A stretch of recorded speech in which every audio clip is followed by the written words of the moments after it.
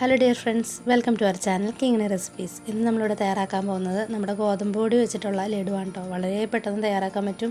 നമ്മളിതിൻ്റെ അകത്ത് വലിയ കാര്യമായിട്ടുള്ള ഇൻഗ്രീഡിയൻസ് ഒന്നും അധികം യൂസ് ചെയ്തിട്ടില്ല കേട്ടോ. എല്ലാവർക്കും ഇഷ്ടപ്പെടും. അതുപോലെ തന്നെ ഇതൊരു മാസത്തിൻ്റെ അടുത്തൊക്കെ നമുക്ക് സൂക്ഷിച്ച് വയ്ക്കാനായിട്ട് പറ്റും കേട്ടോ. ആയിട്ട് നമുക്കൊരു പാൻ അടുപ്പത്തോട്ട് വെച്ചിട്ട് അതിൻ്റെ അകത്തേക്ക് 1 കപ്പ് ഗോതമ്പ് പൊടിയാണ് കേട്ടോ ഞാനിവിടെ എടുത്തേക്കണേ. എന്നിട്ട് ഇതൊരു 6 മിനിറ്റിൻ്റെ അടുത്ത് നന്നായിട്ട് നമുക്കൊന്ന് റോസ്റ്റ് ചെയ്തെടുക്കണം. ഇതിപ്പോൾ ഒരു 6 മിനിറ്റ് കഴിഞ്ഞിട്ടുണ്ട്. ഇനി നമുക്കതിൻ്റെ അകത്തേക്ക് 2 ടീസ്പൂണിൻ്റെ അടുത്ത് നെയ്യും കൂടി ചേർത്ത് കൊടുക്കാം. ഒരു 1/2 കപ്പ് നെയ്യുടെ അടുത്ത് വേണം കേട്ടോ. ആദ്യം ഞാനൊരു 2 ടീസ്പൂൺ നെയ്യാണ് ആദ്യം ചേർത്ത് കൊടുത്തേക്കണേ. എന്നിട്ട് ഇതുപോലെ നന്നായിട്ടൊന്ന് മിക്സ് ചെയ്ത് കൊടുക്കാം.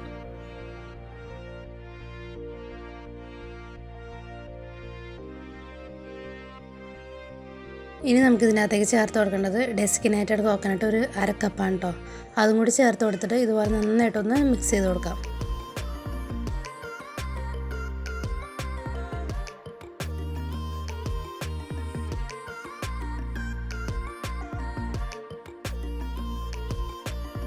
ഇനി നമുക്കിതിനകത്തേക്ക് ബാക്കിയിരിക്കണ 1/4 കപ്പ് നെയ്യും കൂടി ചേർത്ത് കൊടുക്കാം കേട്ടോ. എന്നിട്ട് ഇതുപോലെ നന്നായിട്ടൊന്ന് മിക്സ് ചെയ്ത് കൊടുക്കാം.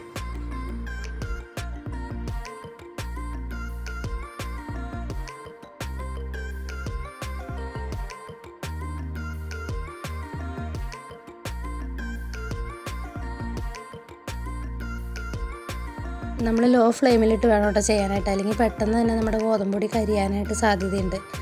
ഇത് നന്നായിട്ട് ഇതുപോലെ ഒന്ന് മിക്സ് ചെയ്ത് കൊടുക്കണം.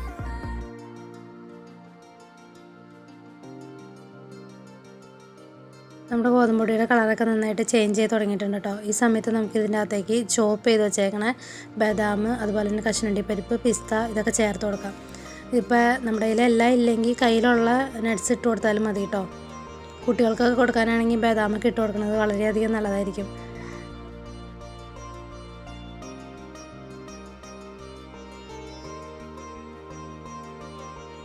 ഇനി നമുക്ക് ഇതിനകത്തേക്ക് ഒരു 1/2 കപ്പിൻ്റെ അടുത്ത് പാൽപ്പൊടിയും കൂടി ചേർത്ത് കൊടുക്കാം. നമ്മൾ ഈ പാൽപ്പൊടിയൊക്കെ ചേർത്ത് കഴിയുമ്പോൾ നമ്മുടെ ലഡുവിന് കുറച്ചും കൂടി ടേസ്റ്റ് കൂടുതലായിരിക്കും കേട്ടോ. എന്നിട്ട് നന്നായിട്ടൊന്ന് ഇളക്കി കൊടുക്കാം. ഈ സമയത്ത് നമ്മൾ ഫ്ലെയിം ഒരു കാരണവശാലും ഹൈ ഫ്ലെയിമിലിട്ട് ചെയ്യരുത്. നമ്മൾ പാൽപ്പൊടി ചേർക്കണ വഴിക്ക് തന്നെ പെട്ടെന്ന് തന്നെ പാൽപ്പൊടി കരിയാനായിട്ട് സാധ്യതയുണ്ട്. അതിനുശേഷം ഇനി നമുക്ക് ഇതിൻ്റെ അകത്തേക്ക് 1 കപ്പിൻ്റെ അടുത്ത് പഞ്ചസാര പൊടിച്ചതും കൂടി ചേർത്ത് കൊടുക്കാം. അത് നന്നായിട്ടൊന്ന് മിക്സ് ചെയ്ത് കൊടുക്കാം കേട്ടോ.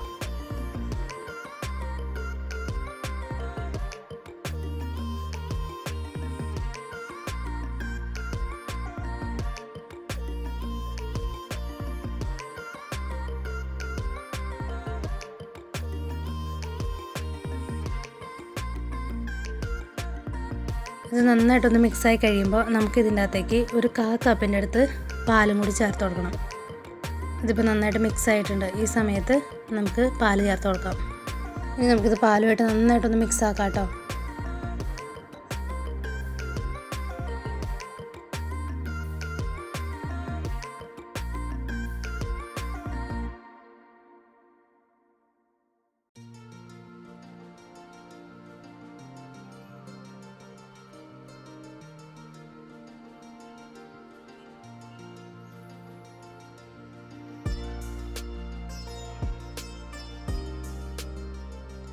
നമ്മുടെ ലഡുവിൻ്റെ മിക്സ് നന്നായിട്ട് റെഡി ആയിട്ടുണ്ട്. ഇനി നമുക്കിതിനകത്തേക്ക് 1 ടീസ്പൂണിൻ്റെ അടുത്ത് ഏലക്കാപ്പൊടിയും കൂടി ചേർത്ത് കൊടുക്കാം.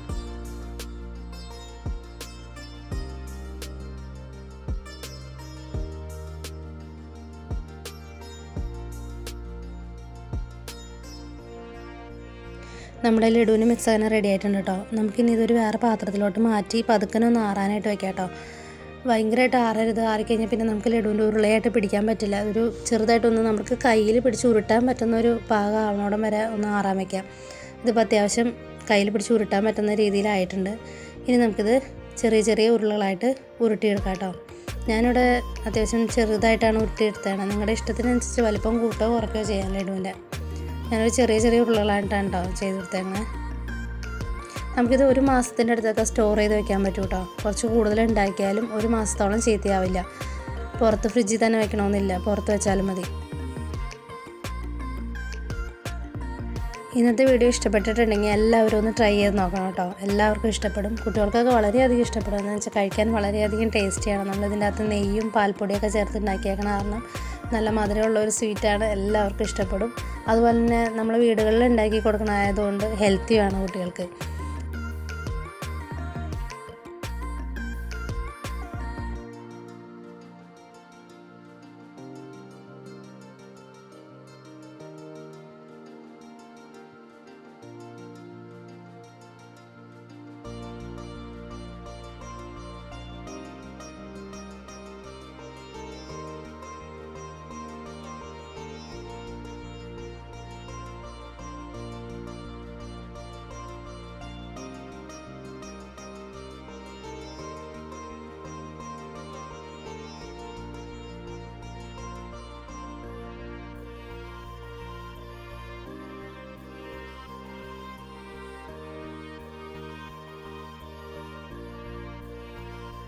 ഇന്നത്തെ വീഡിയോ എല്ലാവർക്കും ഇഷ്ടപ്പെട്ടു എന്ന് വിചാരിക്കുന്നു. ഇഷ്ടപ്പെട്ടിട്ടുണ്ടെങ്കിൽ എല്ലാവരും മറക്കാതെ എൻ്റെ ചാനൽ ഒന്ന് ലൈക്ക് ചെയ്യണം, അതുപോലെ തന്നെ ഒന്ന് സബ്സ്ക്രൈബ് ചെയ്യണം. പിന്നെ തൊട്ടടുത്തൊരു ബെൽ ബട്ടൺ ഉണ്ട്, അതിൻ്റെ അകത്തും കൂടി മറക്കാതെ ഒന്ന് ക്ലിക്ക് ചെയ്യണം കേട്ടോ.